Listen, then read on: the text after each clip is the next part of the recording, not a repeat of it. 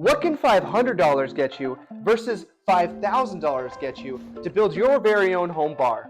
Let's find out.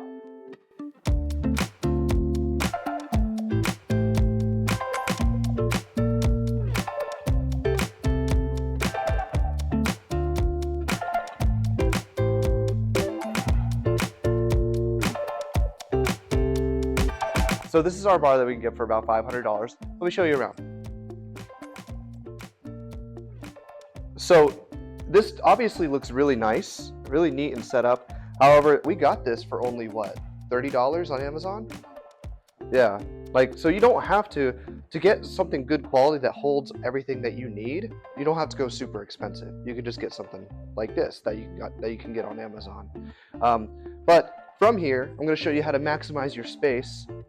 Obviously at the top here, so this is where basically we would make all the drinks, and obviously I like to keep a decanter out here. Just looks really nice, looks very clean. Keep this as just clean and pristine as possible. Down here we got just some hanging glasses, just a few, but it's really important just to have a few for different occasions. For example, the coupe, some champagne flutes, and some wine glasses, because my girlfriend loves wine, don't you? Yeah. Awesome. Down here, this is actually just some kind of extra space where we couldn't fit bottles over there. But over here we got some sake from Izumo. Not a lot of people know about it, but I used to live there. It's an amazing place. Here, Daijukai, this is some whiskey from Japan. This is also whiskey from Japan. Some Mars Blended. High West from Utah. Great distillery there as well. Down here is where we keep just most of our glasses, most of our glassware, most of our barware, basically anything you need to make the drink down here. We got some sake cups back here, some rocks glasses, some beer pints, some highball glasses. Got the shaker with the jigger in there as well, and some mule cups.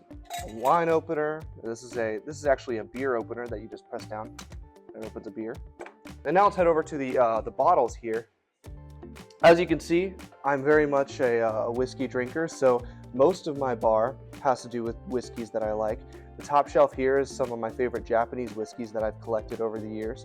Down here is just more of some different whiskeys from parts of the world. We got Scotch, the Legend, very good, and then some Bushmills Irish whiskey. Down here is other things like we got some Japanese shochu, which will be coming up as a key piece in a video. We got some gin, more gin. This is a Japanese gin, and more gin. This is actually a Navy strength gin from the Kyoto Kinobi Distillery. Highly recommend.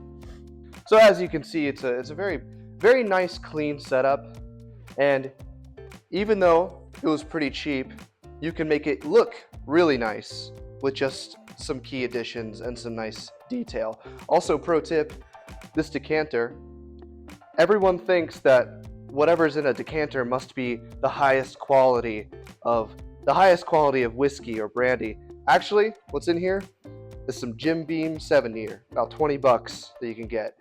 It looks nice. It looks like it could be the top of the top shelf, but it's actually just some $20 whiskey. Now, it's still really good, and I love drinking it, but the decanter makes it look really nice. Moving over here to the mini fridge, this was about maybe 100 bucks. I don't know. I got this from Walmart. I got this from Walmart. It was a cheap mini fridge.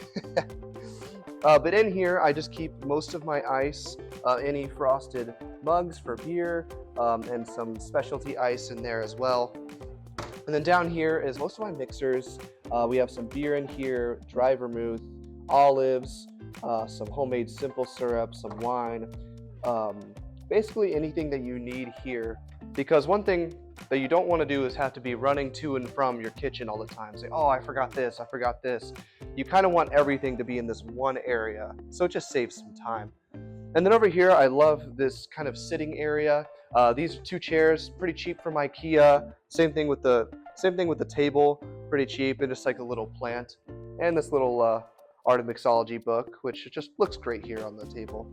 So as you can see, with about $500, you can build your very own bar and sitting area, even if it's a smaller apartment, and you don't have to break the bank. You don't have to get the most expensive stuff or get the most top quality. Get what you like. If you're starting out at a home bar, I recommend something like this. But you just get a few bottles, understand what you like to drink, and you don't have to go crazy with it and get every single bottle. And you don't even have to go this far, obviously. This was something that was really important to me. I wanted to have in our apartment just as a relaxing space. Have some whiskey, make a drink, and relax on a nice Saturday night or something. Like I said, you don't have to even go this far. You could do $100, $200. You could just have a bar in your kitchen, just in a little cabinet. Just what are the few things that you like? Get some of the tools, have a nice little space for it. But if you like to have at least a $500 budget, it is possible to make something like this. Now I'm going to show you what $5,000 could get you. Say you have a lot of room in your house and you have a lot of extra money to spend, and maybe it's your dream to have a fully stocked home bar in your house. I'm going to show you what that looks like right now.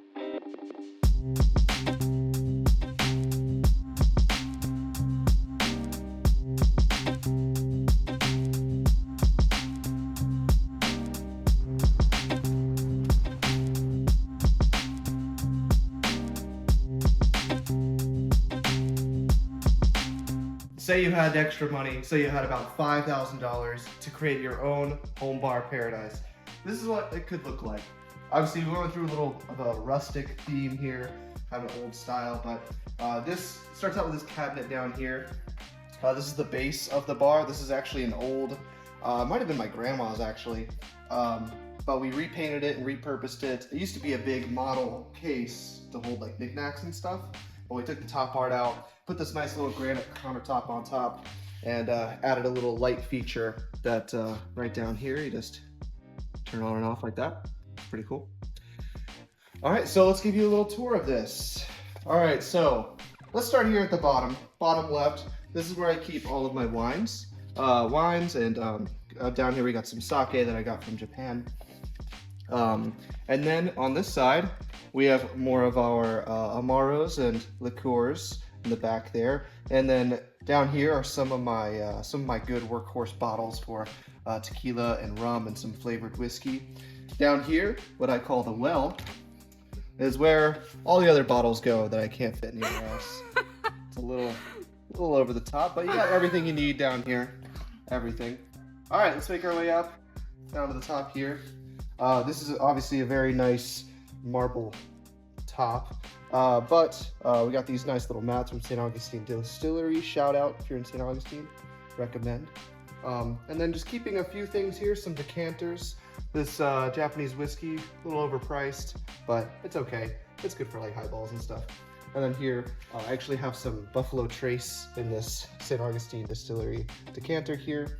And then here's all the tools that we use, obviously our mixing glass and everything. We got jiggers, spoons, our Boston shakers. Over here is kind of my bitters and absinthe and orange blossom water and rose water. Just all for making cocktails. Basically everything you need is right here.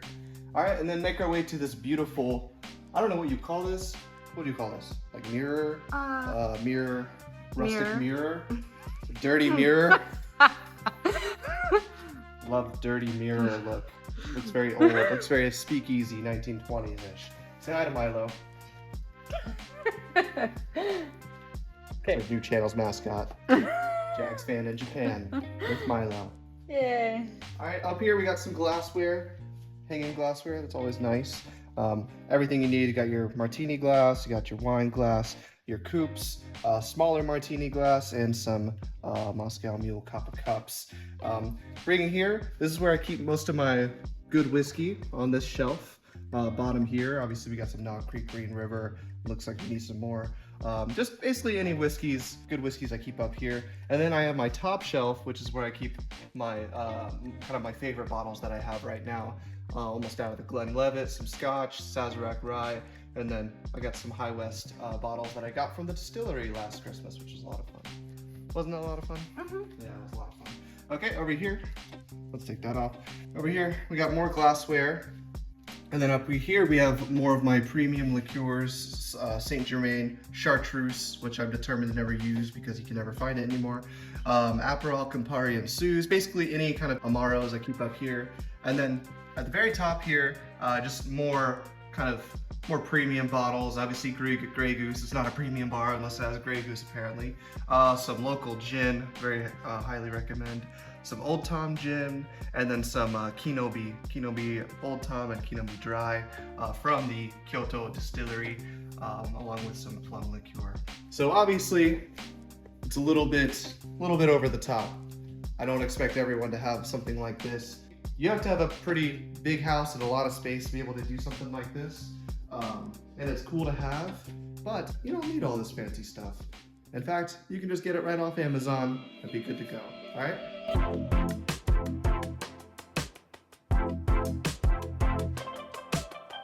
All right, now I'm gonna give you a few quick tips on when you're first starting out building your home bar. In my experience, it's best not to go big first. It's best to build up your bar, starting with the drinks and the bottles that you like best. For example, when I first got into home bartending, I was obsessed with being able to make every single drink and trying everything and having a fully stocked bar with every single spirit, every Amaro, every liqueur, so that I can make any cocktail. What happened was I ended up wasting a ton of money on a bunch of bottles and liqueurs to make drinks that I actually really didn't even like. And yeah, it looks cool to have a big fancy bar with every single bottle that you can think of. In reality, it's just not very practical. When I moved into my apartment with my girlfriend, we decided that we were gonna scale things down a little bit. Or more like she decided we were gonna. When I moved out of my mom's basement, when I got my first job as a 25-year-old, I got out of my mom's basement.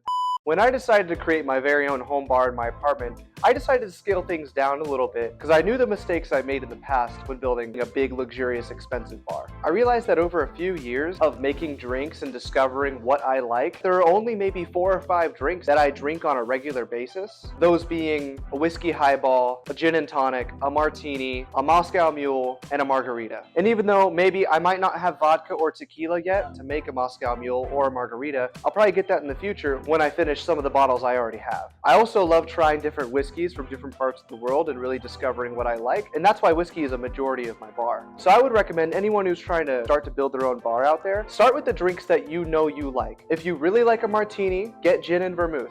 If you really love drinking margaritas, make sure you have some Cointreau and some good tequila. If you just like drinking whiskey on the rocks, then go all in and get your favorite whiskeys. Remember, this is your bar. This is what you want to drink, not anyone else. You don't have to impress anyone. You don't have to make every drink. Just make it your own. Also, you don't have to invest in the most expensive glassware or most expensive bar tools right away. Just get what you need to make the drinks that you want. So that at the end of the day, you can spend less on what it takes to make the drinks and display the drinks and more on the bottles that you actually want to enjoy. What would you rather have? Would you rather have a smaller bar that's personalized to you, or a much bigger bar where you can make anything you want at any time? Let me know what you think. Thanks for watching this video. See you later.